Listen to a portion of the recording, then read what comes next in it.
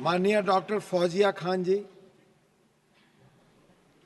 Thank you, Deputy Chairman ji. Sir, it is said that intelligence is the ability to adapt to change. And therefore, alignment to times is always welcome, sir. Sir, however, while the attempt of the bill is to modernize, how can we ignore environmental and sustainability concerns which have been severely overlooked in this bill, sir? Sir, गुलजार जी ने कहा है, जंगल, पेड़, पहाड़, समंदर, इंसान सब कुछ काट रहा है, छील छील के खाल जमी की टुकड़ा टुकड़ा बांट रहा है। सर, ऐसे हालात में इस तरह के बिल में अगर हम सस्टेनेबिलिटी के प्रश्न को इग्नोर करते हैं तो फिर is this adaptability to change, sir? Sir, industrial steam boilers are energy intensive and one of the major sources of air pollution in the country. This bill overlooks this concern completely, sir. Provisions mandating or incentivizing renewable energy integration are notably absent, and it lacks specific provisions for monitoring and controlling emissions. In May 2023, the MoEFC and CC has weakened emission standards for large boilers. These diluted rules, combined with poor enforcement, risk worsening pollution, sir.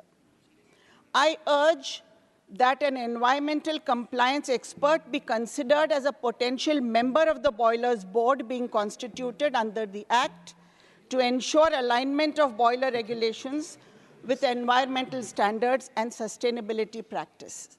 I hope the Minister is listening to me.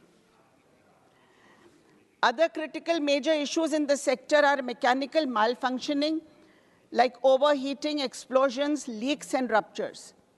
Sir, regular inspections and maintenance are often neglected, leading to operational inefficiencies and safety hazards. We have faced loss of human lives in innumerable explosion and leak accidents. The penalties proposed in the bill starkly underplay the potential of catastrophic consequences to human life and property, sir. I suggest that the penalties be grossly extended.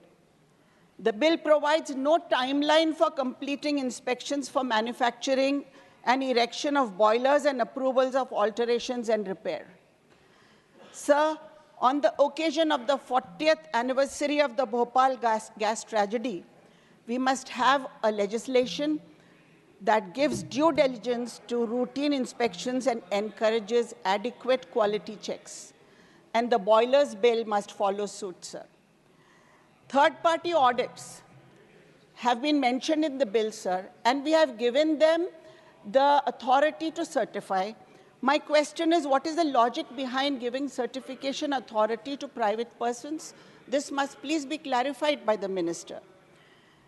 The Boiler Bill 24 lacks provisions for an insurance-based inspection system. While it allows private sector involvement through competent persons and inspecting authorities, it does not integrate comprehensive self-regulation or insurance-driven activities, as we see in the UK laws, sir.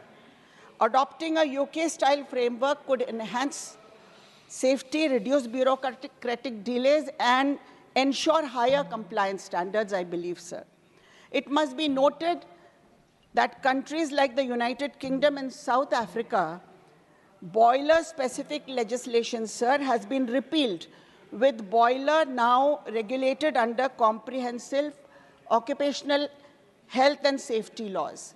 Sir, as I wind up, I must only say, in our effort to improve, let our vision be much broader.